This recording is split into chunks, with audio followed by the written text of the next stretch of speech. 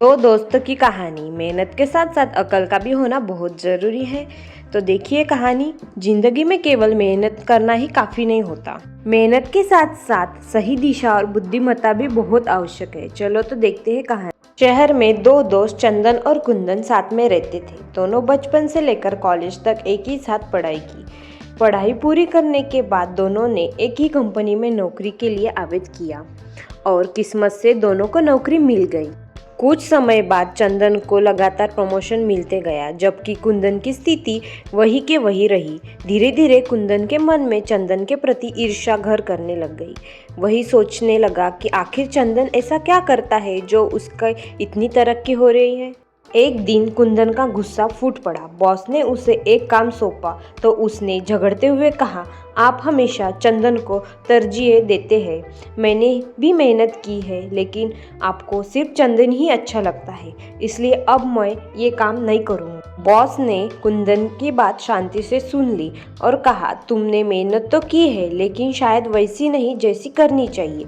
कुंदन फिर भी अपनी बात पर अड़ा रहा। तब बॉस ने उसे समझाते हुए कहा, ठीक है, मैं तुम्हें प्रमोशन और ज़्यादा सैलरी दूंगा, लेकिन पहले तुम्हें एक शर्त पूरी करनी होगी। हम एक स्ट्रैटेजी तैयार करते हैं। मान लो हमारा केले खरीदने का बेचने का व्यवसाय है। बॉस ने फिर कुंदन से कहा, तुम बाजार जाकर देखो कि वहाँ कितने केले वाले हैं। बॉस ने आगे पूछा, अब जाओ और पूछो कि केले कितने के हैं। कुंदन ने वापस आकर बताया, केले 60 रुपये दर्जन है। बॉस ने यह सुनकर चंदन को बुलाया और उसे वही काम करने के लिए भेजा। चंदन बाजार गया और वापस आकर बोला, बाजार में केवल एक केले वाला है, वह 60 रुपये दर्जन के केले बेच रहा है, लेकिन अगर हम उससे सारे केले खरीदते तो वह हमें 50 रुपये दर्जन देगा। उसके पास 30 दर्जन केले हैं। अगर हम सारे केले खरीद कर बाजार में 60 रुपये दर्जन बेचते तो हमें बहुत अच्छा मुनाफा होगा। कुंदन ये सब कोने में खड़ा सुन रहा था। वह चंदन की बातें सुनकर वो हैरान हो गया। कुंदन को अपनी गलती समझ आ गई। उसने महसूस किया कि केवल मेहनत करना ही काफ़ी नहीं, बल्कि समय समय पर सही योजना और बुद्धिमत्ता का भी इस्तेमाल भी करना बहुत ज़रूरी होता है। उसने बॉस से माफ़ी मांगी और कहा, मुझे आज बहुत बड़ी सीख मिल गई है। मैं इस पर अमल करूँगा और फिर बिना शिकायत के मन लगाकर काम करूँगा।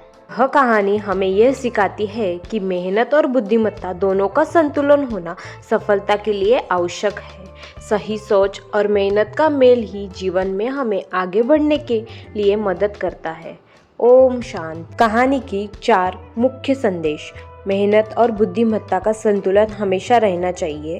सही सोच, काम करते करते सही सोच और मेहनत करनी चाहिए। बुद्धिमत्ता का उपयोग हर काम में करना चाहिए। सीखने की प्रक्रिया आजीवन रहनी चाहिए। सीखते सीखते हमें आगे बढ़ना है। कहानी अच्छी लगे तो लाइक करो, शेयर करो एंड सब्सक्राइब करो।